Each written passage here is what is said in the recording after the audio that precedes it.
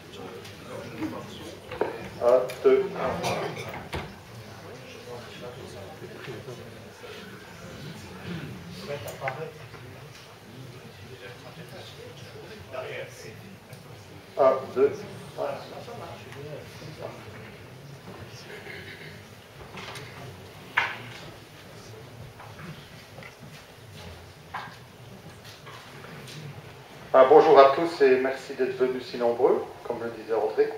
Donc vous avez déjà eu une preuve que soit des extraterrestres, soit des phénomènes paranormaux, puisque on va déjà me saboter. Donc où sont les extraterrestres? C'est le titre peut-être un peu énigmatique de cette conférence. Et vous en avez déjà une partie de réponse devant vous. Ils sont au cinéma, il n'y a pas de doute. Alors je vais passer en revue les faits sur l'existence de vie dans l'univers et nous verrons quelles conclusions nous pouvons en tirer. Donc le bilan de nos connaissances actuelles, nous savons que la vie s'est développée sur une planète d'à peu près 12 700 km de diamètre qui orbite à 150 millions de kilomètres d'une étoile de type spectral G2, ce qui veut dire qui a une température de surface d'à peu près 5500 degrés Celsius, qu'on appelle le Soleil. Une étoile, somme toute, assez banale parmi 200 milliards d'autres étoiles, dans une galaxie spirale, assez banale parmi des milliards de galaxies dans l'univers. C'est à peu près tout ce que nous savons donc, sur l'existence d'êtres vivants dans l'univers. Nous savons qu'il y a de la vie sur cette Terre. Et je vous remercie. S'il y a des questions, au cas improbable où certains d'entre vous penseraient qu'ils ont été qu'ils n'en ont pas pour leur argent, je vais essayer d'en ajouter un petit peu. Et donc d'aller un petit peu plus loin que c'est fait et de partir dans des hypothèses. Alors, de la vie dans l'univers, d'abord, où est-ce qu'on va chercher pour savoir s'il y a de la vie quelque part dans l'univers? Puisque nous ne connaissons qu'un exemple, qui est de la vie sur une planète, avec une surface solide, comprenant également du liquide, avec une atmosphère également, on va rechercher, la première idée qui vient, c'est de rechercher dans des endroits similaires. On ne peut pas exclure qu'il y ait des formes de vie totalement différentes de la nôtre, mais il paraît assez naturel de commencer par essayer de chercher des formes de vie similaires, pour commencer. Alors si on regarde dans notre système solaire, la première idée qu'on a eue depuis déjà pas mal de temps, c'était est-ce qu'il pourrait y avoir de la vie sur la planète Mars, les fameux Martiens. Alors l'histoire des Martiens a vraiment commencé au XIXe siècle, lorsque, en 1877, un astronome italien, Giovanni Schiaparelli, observe à l'aide d'un télescope, donc à cette époque-là, on regardait à l'œil, dans le télescope, on ne faisait pas encore des photos astronomiques, il regarde Mars et il lui semble observer des traces rectilignes qu'il appelle canali. Canali, en italien, ça veut dire des canaux, mais ce n'est pas nécessairement en italien une structure artificielle, ça peut tout aussi bien être un chenal naturel. Alors qu'en français ou en anglais, ça fait penser à des structures artificielles. Et de là va un peu partir une idée que ça aurait été des choses qui ont été construites par des habitants de la planète. En 1894, le milliardaire américain Percival Lowell, qui s'intéresse à l'astronomie, fait construire un observatoire.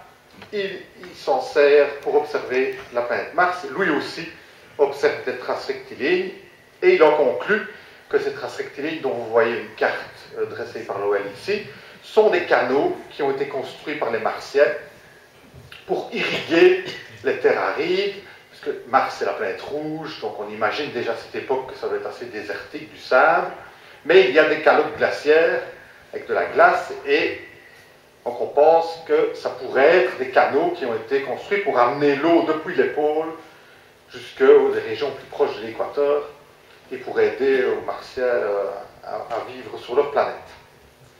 Alors il faudra attendre 1971 pour avoir vraiment la solution de ce problème, où il y avait un débat entre ceux qui croyaient à l'existence des canaux de Mars et ceux qui étaient sceptiques. Et c'est une sonde américaine, Mariner 9, qui prend des photos de bien meilleure qualité que ce qu'on pouvait faire depuis la Terre de la planète Mars. Et vous avez ici représenté à gauche une carte des canaux qui ont été dressés par les astronomes qui Lowell et ses successeurs. Donc c'est ainsi qu'on s'imaginait la planète Mars, et vous voyez que sur une photo de bien meilleure qualité, on ne voit pas du tout ces canaux. Donc on en a conclu que c'était une illusion d'optique. Il faut dire que c'était à la limite de l'observation, des possibilités du XIXe siècle en tout cas.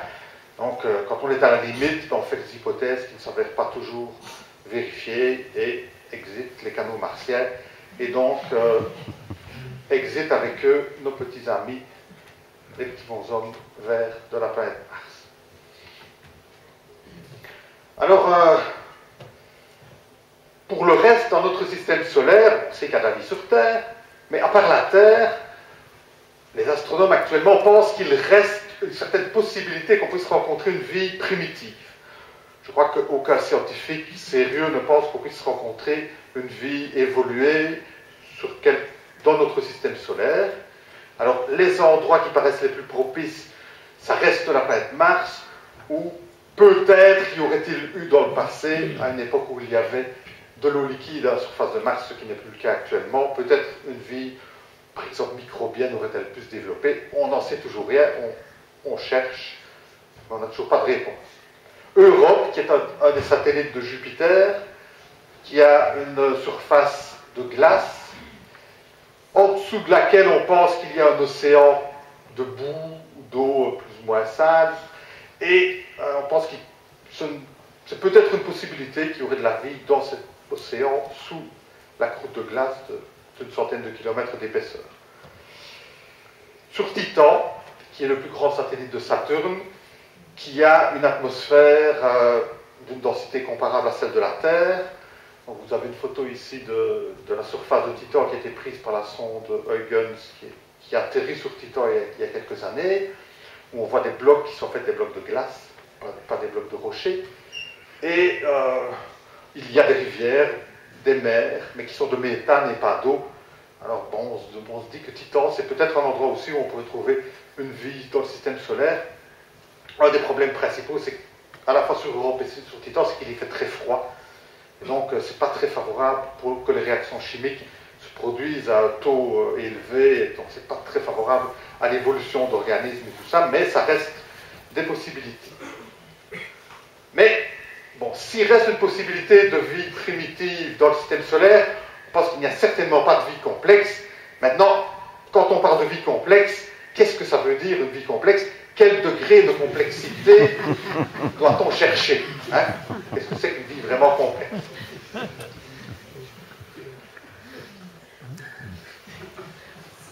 Donc si on veut trouver des extraterrestres avec lesquels on pourrait peut-être échanger, dialoguer, etc., il faut aller plus loin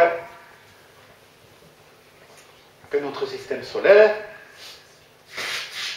Et donc, puisque notre idée de départ, c'est de chercher de la vie sur des planètes, on va chercher s'il n'y a pas des planètes autour d'autres étoiles.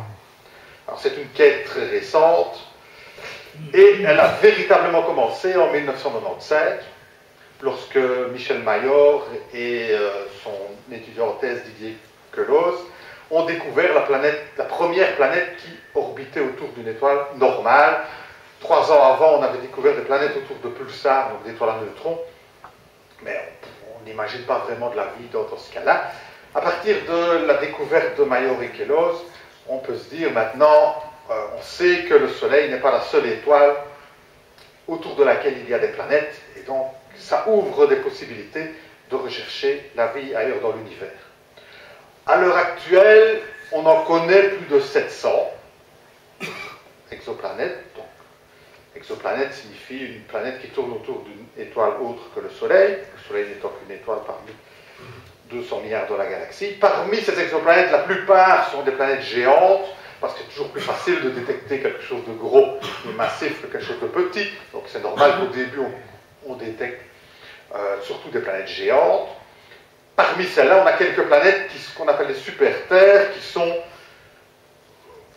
un peu comme notre Terre, mais en plus massif, 2 fois plus gros, disons, en moyenne, donc qui ont probablement une surface solide. La plupart sont beaucoup trop près de leur étoile, il y fait extrêmement chaud pour avoir une vie qui ressemble à notre vie.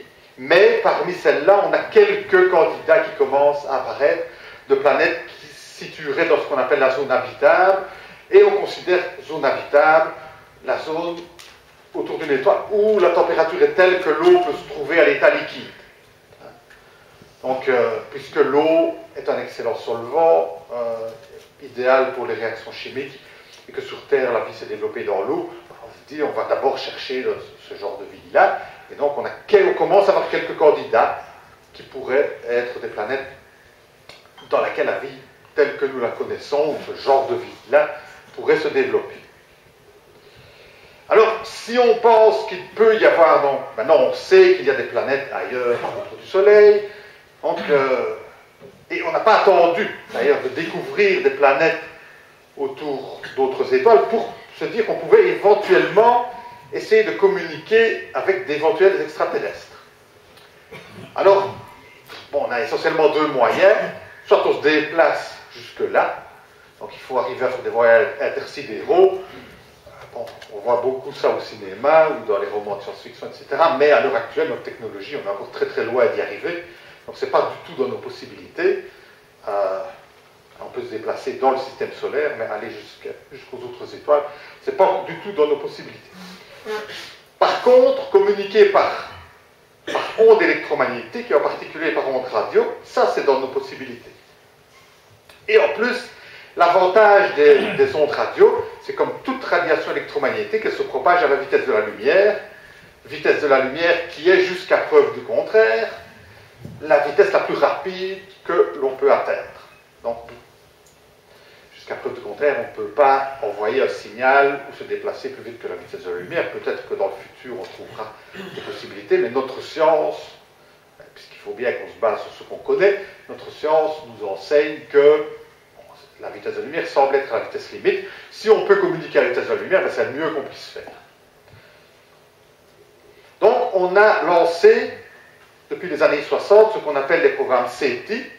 SETI étant l'acronyme de Search for Extraterrestrial Intelligence, donc recherche d'intelligence extraterrestre, qui consiste à utiliser des radiotélescopes, comme celui que vous voyez ici, donc des grandes antennes radio, pour écouter s'il n'y aurait pas des signaux artificiels qui seraient émis par des civilisations extraterrestres et si on ne pourrait pas recevoir ces signaux artificiels.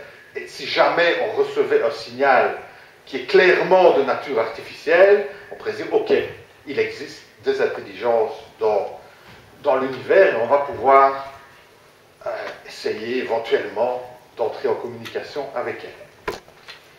Alors, à la base de tout cela, bon, il y a un monsieur qui s'appelle Frank Drake, qui est vraiment le pionnier de ces recherches, et qui a publié une équation qui est devenue assez célèbre, qui porte son nom. Vous voyez ici Frank Drake devant son équation sur un tableau. Une équation qui est destinée à estimer le nombre de civilisations extraterrestres dans notre galaxie. Alors pourquoi dans notre galaxie? Les distances intersidérales sont déjà tellement grandes. Bon, si on va dans les galaxies extérieures, là c'est vraiment tellement loin que on va d'abord chercher dans notre galaxie, parce que sinon c'est déjà suffisamment compliqué comme ça. Alors la fameuse équation Drake nous donne le nombre de civilisations extraterrestres comme produit de toute une série de facteurs qui, en gros, en tout cas à l'époque de Drake, où tous étaient inconnus. Donc ça ne servait pas à grand-chose. Hein. On remplace une inconnue par le produit de 7 inconnues. Mais on peut quand même espérer, en décomposant le problème comme ça, arriver à des estimations raisonnables. Le premier facteur est relativement bien connu, mais après, quand on va vers plus on avance, plus c'est difficile à connaître. Alors on va un peu revoir tous ces facteurs l'un après l'autre. R étoile, c'est le taux de formation d'étoiles dans notre galaxie. J'ai mis étoiles adéquates, donc des étoiles qui seraient susceptibles d'avoir autour d'elles des planètes pouvant abriter la vie. Alors pour que la vie puisse se développer, il faut un certain temps. Hein, ça ne se fait pas en un temps très bref.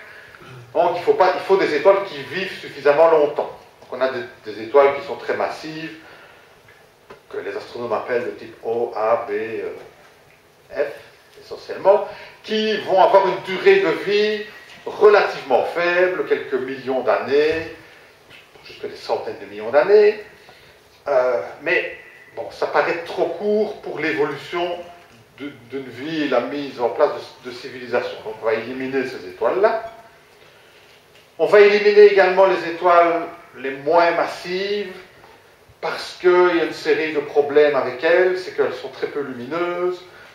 Donc pour qu'une planète puisse être habitable, il faut qu'elle soit extrêmement proche de l'étoile.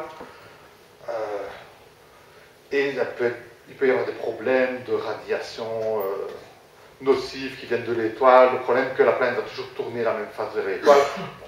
Ça ne les exclut pas nécessairement, mais ça paraît un peu moins adéquat. Donc on reste avec des types d'étoiles que les astronomes appellent les types G et K. Le Soleil est une étoile de type G. C'est pas étonnant que si on cherche une vie qui ressemble à la nôtre, on va trouver qu'on a plus de chances de la trouver autour d'étoiles qui ressemblent à notre étoile, le Soleil. Donc c'est pas très surprenant. Et ces étoiles forment à peu près 10% des étoiles de notre galaxie. On n'est pas sur quelques pourcents près dans ce genre d'estimation. Donc si vous voulez rajouter d'autres étoiles et arriver à 20%, ça ne dérange pas du tout, un facteur 2 dans ce genre de calcul.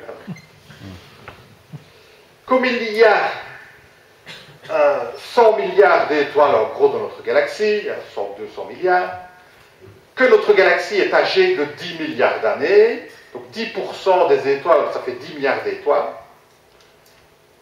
et 10 milliards d'étoiles qui sont nées en 10 milliards d'années depuis que notre galaxie existe. Ça veut dire qu'en moyenne, il y aurait chaque année une étoile susceptible d'avoir autour d'elle des planètes qui abritent la vie qui naît. Donc ça fait en moyenne une étoile par an.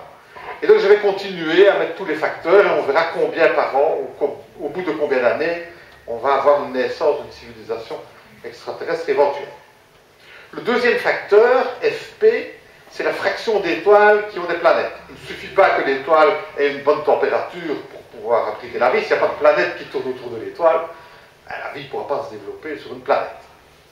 Alors, les recherches actuelles, à l'époque de Drake, on n'avait aucune idée, les recherches actuelles donnent qu'à peu près une étoile sur 20, celles autour desquelles on cherche, a des planètes.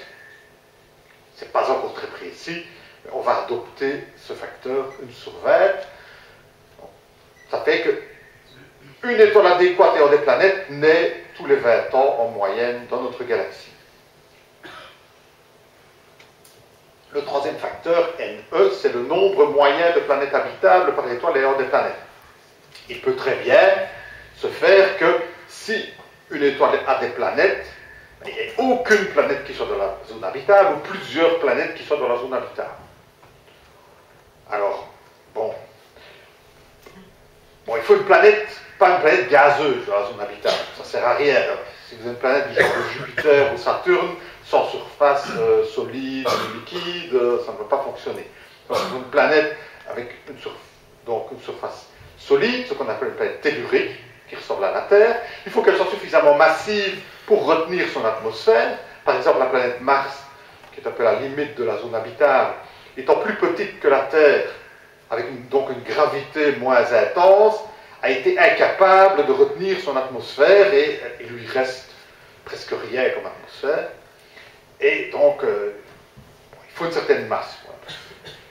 Il faut aussi qu'il n'y ait pas dans le système ce qu'on appelait des Jupiter chauds, qui sont des planètes qu'on a découvertes autour d'autres étoiles, qui sont les plus nombreuses qu'on a découvertes jusqu'à présent. Ce sont des grosses planètes qui se formeraient loin de l'étoile, comme Jupiter et Saturne dans notre système solaire, et puis qui se déplacent à cause de perturbations de leur orbite pour se rapprocher extrêmement près de leur étoile.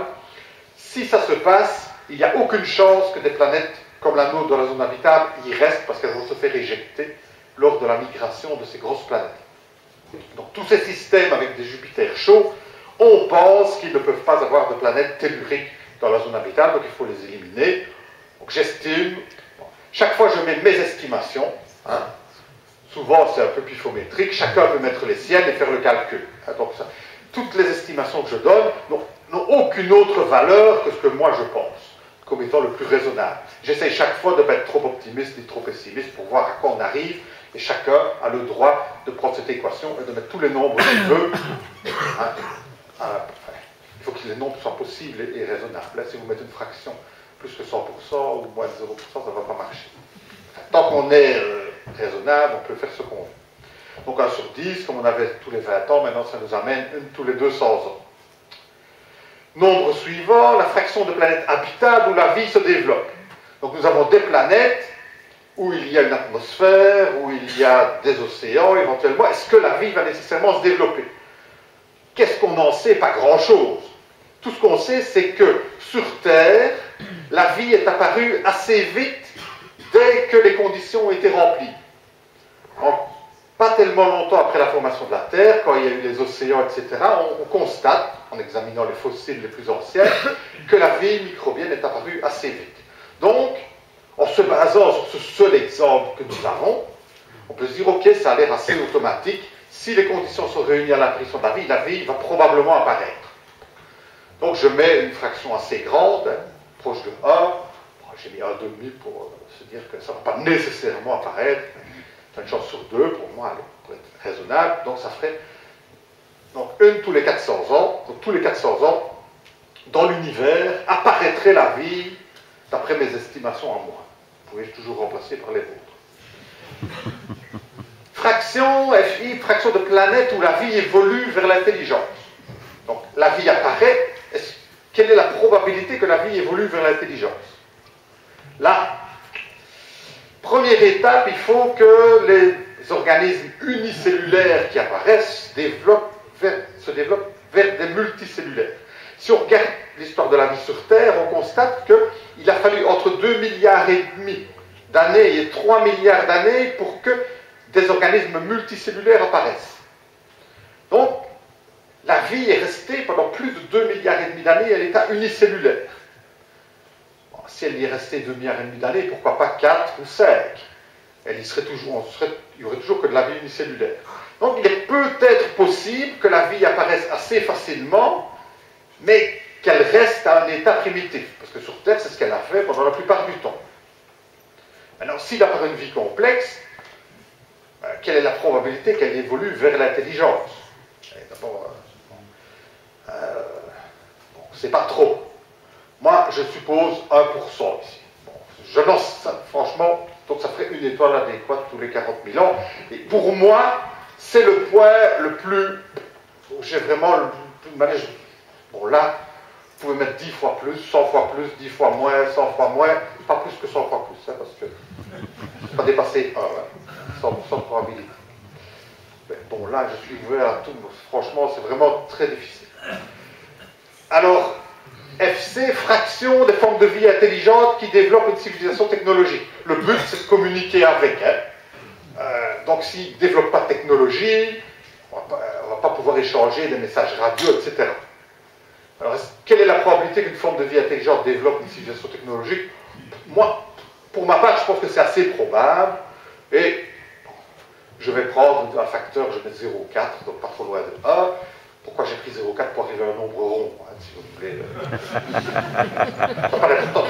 Si vous dites, je préfère 0,7, on ne va pas se battre. Hein. Ça nous fait une tous les 100 000 ans.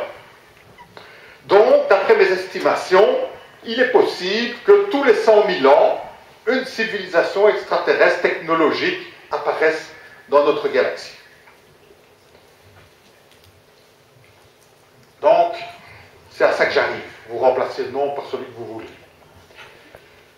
Notre galaxie a 10 milliards d'années. 10 milliards d'années, c'est 100 000 fois 100 000 ans.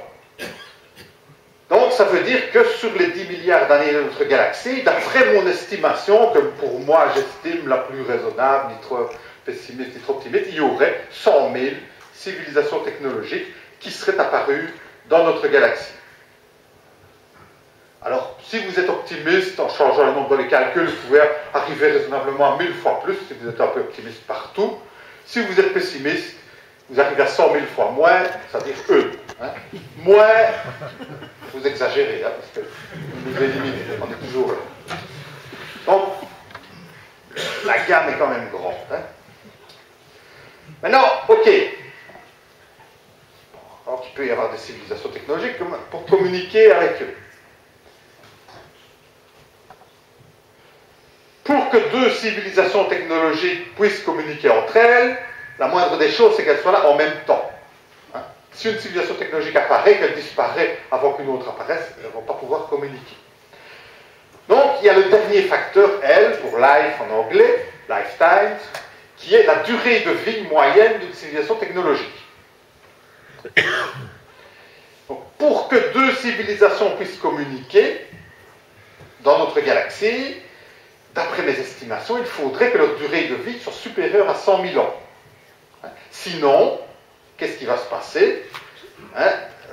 Nous, notre civilisation technologique, quel âge elle a?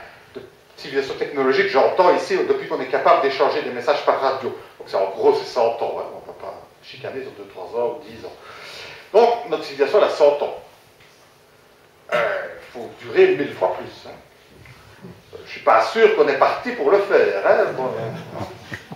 Développement durable, il en faut pour durer 100 000 ans. Et, d'après mes estimations, durer 100 000 ans, c'est encore juste. Bon, en gros, vous avez une chance de rencontrer une autre, quoi, dans la galaxie. Donc, si les civilisations technologiques durent moins de 100 000 ans en moyenne, il peut en apparaître un grand nombre, mais elles ne seront pratiquement jamais en même temps, sauf hasard extraordinaire. Donc, si les civilisations technologiques ne durent pas assez longtemps, il va en apparaître une, elle va disparaître, il apparaîtra une autre, et il n'y aura jamais de communication. Donc il faut que les civilisations trouvent un moyen pour durer 100 000 ans, au moins à un état technologique. Avoir des ressources suffisantes, de ne pas se détruire d'une manière ou d'une autre, de ne pas épuiser ces ressources. Bon, il y a peut-être des moyens très intelligents que nous allons trouver pour résister, c'est possible. Mais bon, il faut quand même un bel effort. Alors pourquoi entreprendre des programmes de recherche d'intelligence extraterrestre? Je dirais, en reprenant la maxime de Guillaume le Taciturne, point n'est besoin d'espérer pour entreprendre ni de réussir pour persévérer. Il y a d'autres raisons. Peut-être que je suis pessimiste et qu'il y a 1000 fois plus de civilisations technologiques, alors là il suffit pour qu'il y en ait deux en même temps qu'elles durent 100 ans. Moyen, donc ça va ça.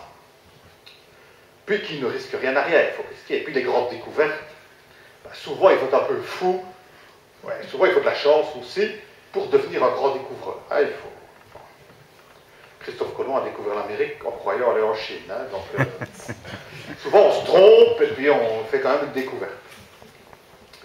Donc, pour moi, les programmes CETI se justifient, même si j'estime qu'ils n'ont pas beaucoup de chance d'avoir des résultats, ça ne m'étonne pas trop.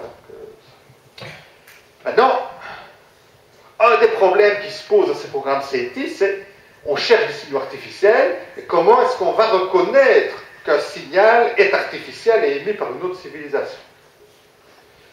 Il faut voir, on peut classer les types de signaux artificiels en deux grands types. Donc il y a des radiocommunications qui sont à usage interne, comme nous. Nous utilisons des ondes radio pour envoyer des émissions de radio, de TV, se parler d'un avion, pour les GSM, tout ce que vous voulez. On utilise des ondes radio et bon, il y a une partie qui s'échappe dans l'espace. Et s'il y a des extraterrestres qui ont pointé des radiotélescopes vers la Terre, voilà justement, ils nous appellent. Je n'ai pas de complice dans la salle. Non, les GSM sont juste mettre en vibreur, et alors c'est beaucoup plus. Donc, c'est un type. Le désavantage, un des désavantages de ce type de signal, c'est qu'il est peu directionnel, ça va dans toutes les directions, donc ça se dilue très vite, donc ça perd vite de son intensité en allant à grande distance, que la puissance qu'on leur met, on ne gaspille pas l'énergie, on n'en a pas tant qu'on veut de l'énergie, on parle suffisamment d'économie d'énergie, donc on met la puissance qu'il faut pour nos communications internes, pas une puissance qui permet au signal d'être repéré à 4 années-lumière, là où se trouve l'étoile la plus proche. Je ne sais pas te répondre.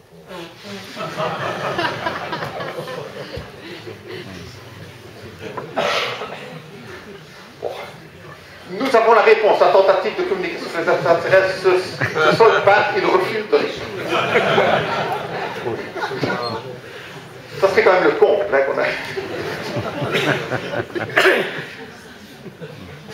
Et puis, quand nous recevons un signal, il faut pouvoir affirmer que ce signal n'est pas un signal naturel, mais d'origine intelligente.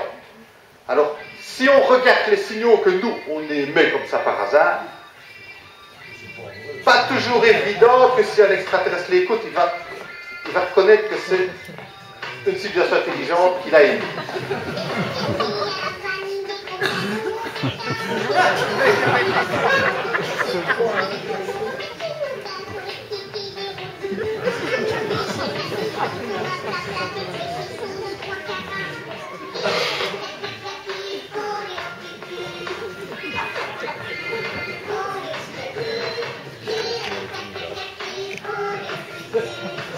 Pensez à ce qu'on envoie dans l'espace.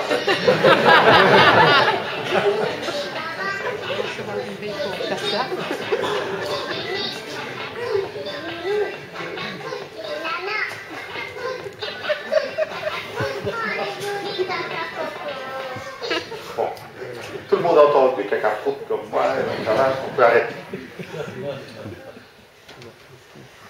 Alors, il y a un deuxième type de signal. Si des extraterrestres envoient un signal vers nous exprès pour qu'on le reconnaisse comme étant un signal artificiel, ça va être beaucoup plus facile, évidemment. Ils vont concentrer la puissance dans notre direction, donc il va arriver de manière beaucoup plus intense, et ils vont s'arranger pour qu'on repère que c'est un signal artificiel. Par exemple, si vous avez vu le film Contact, avec Jodie Foster, qui participe au programme SETI, ils reçoivent un signal, et puis le signal émet la suite des nombres premiers, les nombres qui ne sont divisibles que par eux-mêmes et par eux. Il est clair que si on reçoit ce genre de signal, c'est certainement pas naturel. Bon, là, on va tout de suite reconnaître que c'est artificiel, c'est fait. Maintenant, il faut se poser le rapport coût-bénéfice. Bon, ça demande beaucoup plus d'énergie d'envoyer un signal que d'écouter. Il faut concentrer, surtout pour que le signal soit reconnaissable à des dizaines d'années-lumière minimum. Et pourquoi est-ce qu'une civilisation extraterrestre ferait ça? Nous-mêmes, tout le temps, il y a des radiotélescopes qui écoutent, mais on n'émet pratiquement jamais on n'émet pas de manière à être reconnu, à part quelques exceptions. La plus fameuse d'entre elles, c'est en 1974, les astronomes ont utilisé le plus grand radiotélescope du monde, le radiotélescope d'Arecibo sur l'île de Porto Rico, qui fait 300 mètres de diamètre. C'est une cuvette qu'on a recouverte de métal avec la forme appropriée. Et on a utilisé ce radiotélescope pour envoyer un signal vers un amas globulaire. C'est un amas d'étoiles qui contient des centaines de milliers d'étoiles et qui se trouve à 25 000 années-lumière de la Terre. Pourquoi est-ce qu'on a choisi un amas globulaire? Parce qu'il y a beaucoup d'étoiles dans cette direction-là. On se dit, ok, on va viser un paquet d'étoiles en même temps. Alors, en quoi consiste ce signal qui a été mis au point, qui a été rédigé par Frank Drake avec l'assistance de Carl Sagan, dont certains d'entre vous connaissent certainement aussi, des grands pionniers de ça. Alors, il est composé de 1679 bits d'information, des 1 et des 0, donc c'est un signal binaire, dans la plupart des signaux qu'on envoie, et 1679 ne peut se décomposer qu'en deux nombres premiers, c'est 73 et 23. Donc si l'extraterrestre qu'il reçoit a l'idée de le mettre à deux dimensions, il ne peut faire que soit 73 fois 23, soit 23 fois 73. Donc, je trouve que c'est une idée assez intelligente. Alors, qu'est-ce qui contient ce message? Alors, tous les bits 0 sont représentés en noir, et les bits 1 en blanc ou en couleur. On a mis des couleurs ici pour l'explication. Il n'y a pas de couleur dans le message qu'on envoie, c'est simplement des 0 et des 1. Alors, au-dessus, il y a les nombres de 1 à 10 en binaire, avec chaque fois un petit point pour représenter où se trouve un nombre. On commence par quelque chose de simple, pour que l'extraterrestre comprenne. Puis, on met les numéros atomiques de l'hydrogène, du carbone, de l'azote, de l'oxygène, du phosphore, qui sont les éléments chimiques qui sont à la base de la vie sur Terre. Ce sont vraiment les éléments constituants des êtres vivants, les principaux.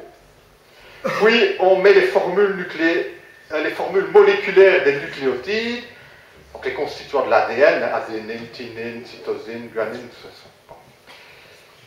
Puis, ils ont mis la structure en hélice de l'ADN, en bleu, et en blanc, le nombre de nucléotides dans l'ADN humain. Ensuite, ils ont représenté un petit bonhomme Je ne sais pas où ils ont mis la Terre. Et le nombre à côté qui représente la population mondiale en 1974. Ensuite, un dessin du système solaire, avec le Soleil, Mercure, Vénus, la Terre un petit peu au-dessus, pour montrer que, coucou, c'est là que est le petit bonhomme, hein, vous voyez, juste au-dessus. Puis Mars, Jupiter, Saturne, Uranus, Neptune, Pluton était toujours une planète à l'époque qu'on a mise. Puis un dessin du radiotélescope d'Arecibo, et enfin en dessous la taille du radiotélescope. Alors, si les extraterrestres comprennent ce message, alors ils sont sacrément forts. Hein. C'est un micmac de n'importe quoi. Il y a des nombres, il y a des formules chimiques, il y a des dessins. Enfin, ils auraient pu au moins essayer d'être un peu cohérents et d'envoyer un bazar cohérent. Il faut que les extraterrestres devinent qu'on commence par des nombres, puis qu'on passe à des formules chimiques, puis on fait un nombre, c'est un nombre mélangé avec une représentation schématique, et puis bon. Si les habitants de M13 qui reçoivent le message comprennent, ben là c'est des castars. Hein, et il ne faut pas oublier non plus, c'est situé à 25 000 années-lumière. Donc, ça a été envoyé en 1974, il y a quelques années. Donc, dans 25 000 ans, les extraterrestres vont le recevoir. Donc, s'ils nous répondent, on va recevoir la réponse dans 50 000 ans.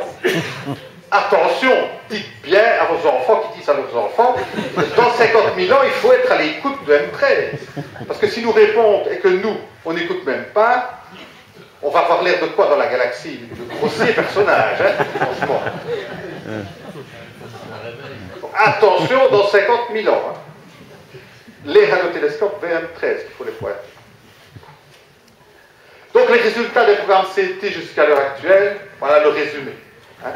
Bon, c'est pas trop difficile. Ils n'ont rien détecté. Il y a des détections de temps en temps de signaux qui sont artificiels. La plupart du temps, c'est des signaux terrestres, hein, des parasites. D'ailleurs, c'est un des gros problèmes des programmes CT, c'est que c'est bourré de parasites. Des signaux artificiels, ils en détectent tout le temps, mais c'est nous qui les émettons. Donc, ils ont des protocoles extrêmement sévères. Il faut que ça soit reproductible, il faut toutes les conditions, sinon on ne publie pas. Et jusqu'à maintenant, rien n'a passé leur filtre. Ça, je trouve, c'est une attitude extrêmement saine. S'ils annonçaient, chaque fois qu'ils ont une possible détection, ben, pratiquement tous les jours, on aurait une annonce. Hein. Alors, bon, si tout le monde qui s'occupe de ça pouvait avoir le même genre d'éthique et de philosophie, ça nous éviterait beaucoup de discussions. Alors, pourquoi les résultats sont-ils nuls? Ça prendrait des heures et plus qu'une conférence pour en discuter les raisons, mais on peut essayer de résumer un peu. Imaginons que les civilisations technologiques puissent survivre des milliards d'années. On trouve un moyen pour qu'une civilisation survive des milliards d'années. C'est super, hein, parce que sur Terre, il n'y a aucune espèce évoluée qui survit. Elles passent, elles vont, elles viennent, comme les dinosaures, et puis bientôt nous probablement. Donc dans ce cas-là, d'après mon estimation, si toute civilisation qui naît survit, ben, il y en aurait en gros 100 000 dans la galaxie. Si vous répartissez uniformément 100 000 civilisations dans la galaxie, étant donné le volume de la galaxie, vous pouvez calculer la distance moyenne entre deux premiers voisins. Le premier voisin, en gros, il sera à 300 années-lumière. Hein? De temps en temps, par hasard, il va être plus près, de temps en temps, il va être plus loin. Mais en moyenne, deux voisins vont être à 300 années-lumière. Donc ça, c'est si elles survivent indéfiniment, très longtemps. Donc tout échange radio avec le voisin va déjà prendre 600 ans. C'est déjà pas très commode, hein, 600 ans. C'est mieux que 50 000 ans, je vous concède. C'est quand même... Bon. Si vous dites quelque chose et que vous attendez 600 ans pour avoir la réponse, c'est déjà pas extrêmement commode. Sauf si la galaxie était colonisée, parce que si les extraterrestres ne restent pas sur leur planète, qu'ils peuvent s'en aller, alors là, ça change tout. Et on arrive à ce fameux paradoxe de Fermi. Je ne sais pas pourquoi on l'appelle paradoxe, parce qu'il n'y a rien de paradoxal, mais enfin, c'est comme ça qu'on l'a appelé. Enrico Fermi, c'est un des grands savants du XXe siècle, américain d'origine italienne, qui en 1938 a eu le prix Nobel, qui a fait des travaux sur l'énergie nucléaire, qui sont d'ailleurs à l'origine de la bombe atomique. Et un jour, ça va être en 1950, en dînant à son université, Fermi, en discutant avec des collègues, il amène cet argument. S'il existe de nombreuses civilisations extraterrestres, alors il suffit qu'une seule ait des visées expansionnistes pour qu'elle colonise la galaxie en un temps raisonnable. Alors, comment est-ce que Fermi imagine que les extraterrestres pourraient faire? Vous partez d'une planète où vous avez une civilisation, et imaginez que cette planète envoie des missions spatiales vers quelques planètes habitables dans son voisinage, dans la galaxie. Mettons 10 missions. Imaginons que chaque mission s'établit sur la planète, recrée une civilisation, et quand elle est prête, à son tour envoie des missions vers 10 autres planètes. On a pris 10, c'est un nombre rond, c'est facile pour nous, on a 10 tours. Hein. On pourrait prendre n'importe quel nombre, peu importe. Donc, imaginons que chaque étape, donc, faire le voyage jusqu'à une autre planète, y établir une civilisation, la développer jusqu'à ce qu'elle soit capable de envoyer à son tour des missions spatiales vers d'autres planètes, supposons que ça prend 100 000 ans. C'est énorme, hein, 100 000 ans. Notre histoire, elle a quelques milliers d'années. 100 000, en 100 000 ans, on peut en faire des choses. Donc, je prends un temps assez long.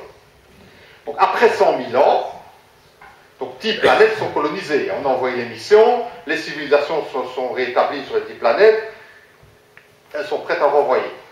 Après 200 000 ans, chacune de ces 10 planètes en a recolonisé 10.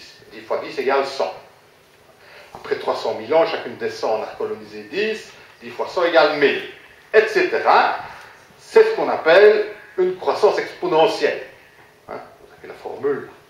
Donc, ça va très vite en fait. Parce que dès que vous avez commencé, ça s'amplifie.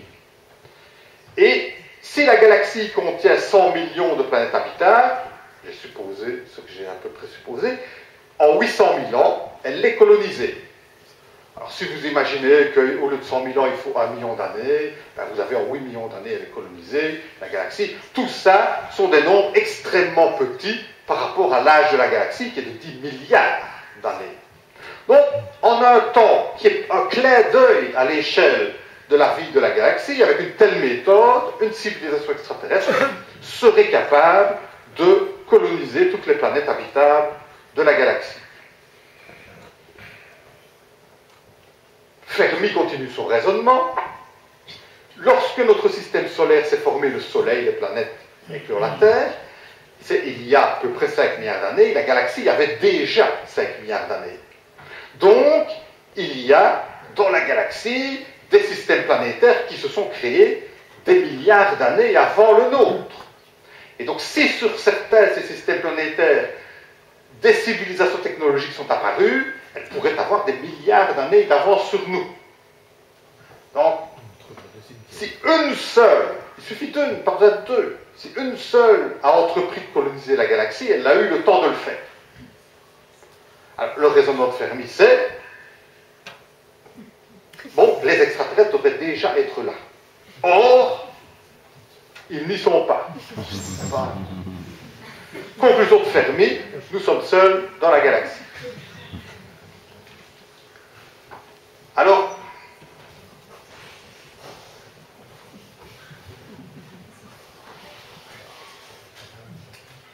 il faut peut-être voir si tous les arguments, toutes les étapes de l'argument de Fermi sont valables. Donc, je rappelle son raisonnement. S'il existe des civilisations extraterrestres, certains devraient déjà être ici, ils n'y sont pas, donc nous sommes seuls dans la galaxie. Donc, nous avons 1, 2, 3 conclusions. Maintenant, sommes-nous si sûrs que le numéro 3 est vrai? Parce qu'il y a quand même des gens qui prétendent qu'il y a des extraterrestres qui se baladent ici, et donc, là, s'il y a des extraterrestres qui se baladent dans notre voisinage, le raisonnement de Fermi tombe, évidemment. Forcément, s'il y a des extraterrestres qui se baladent ici, il y a de la vie intelligente dans la galaxie. Ça, la palisse, le pauvre, en aurait bien dit autant que moi. Donc ça nous amène à la deuxième partie de l'exposé. Quelles sont les évidences en faveur de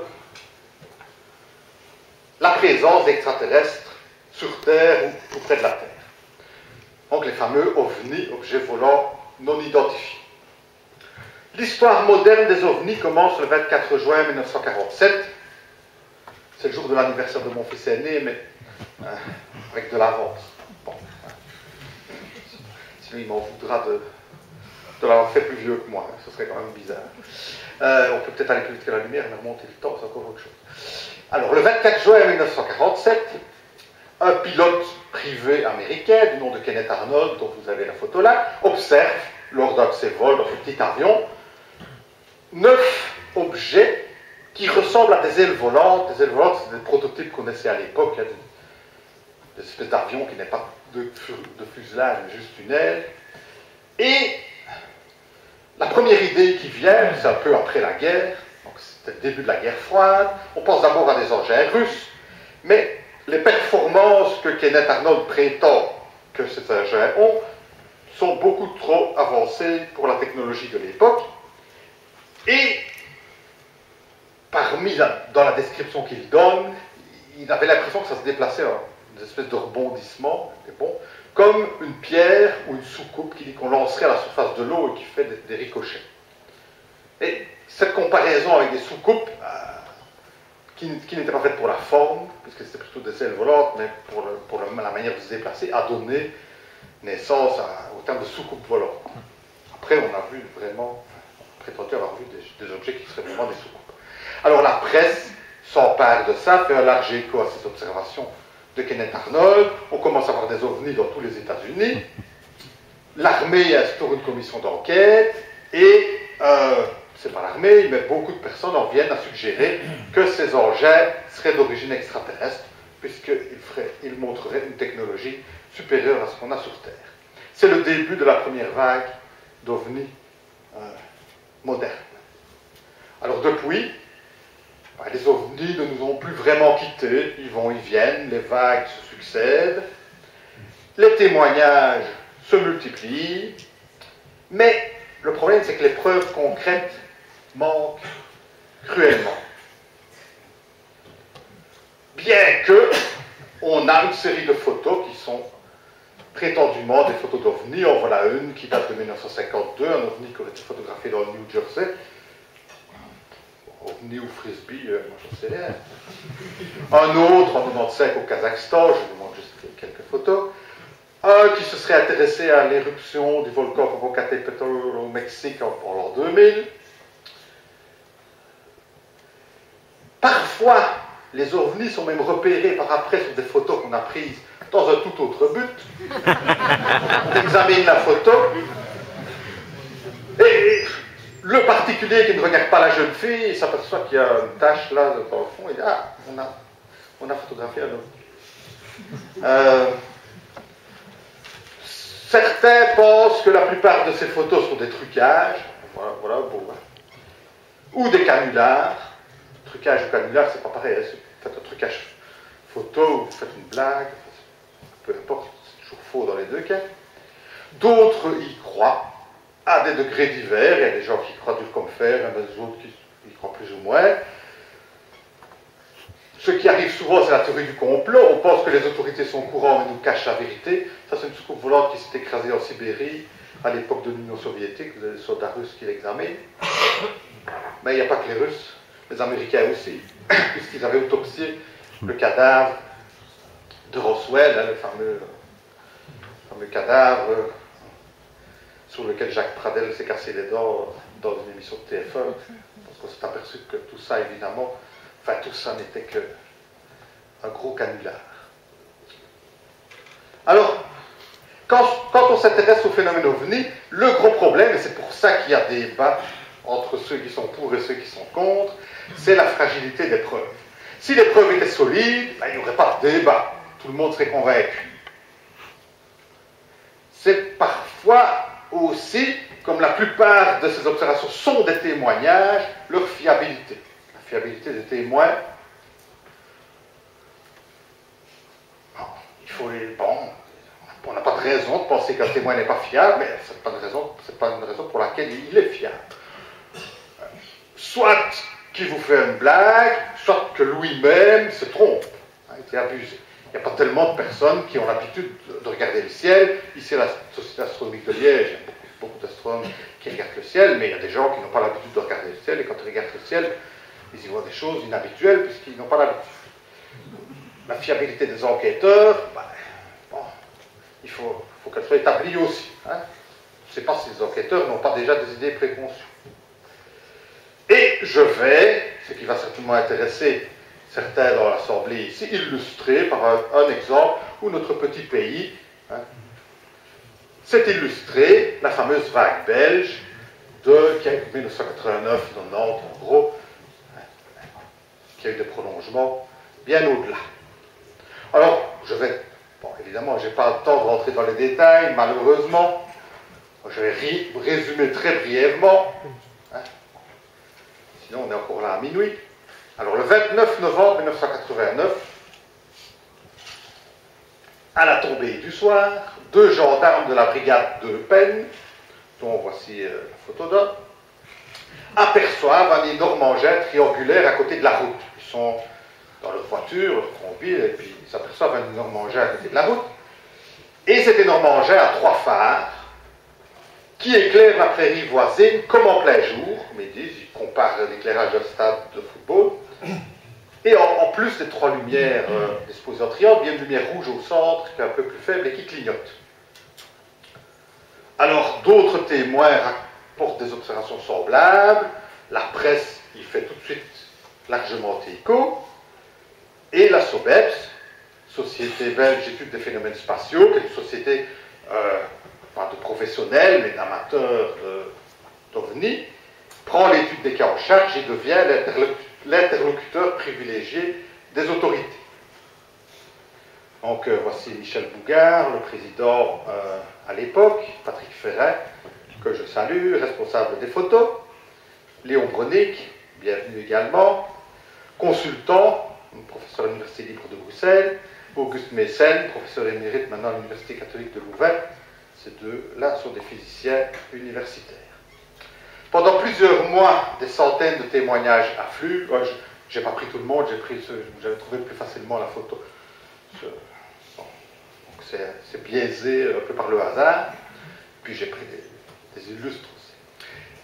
Les témoignages affluent et la SOBEPS obtient la collaboration de la force aérienne pour traquer l'OVNI.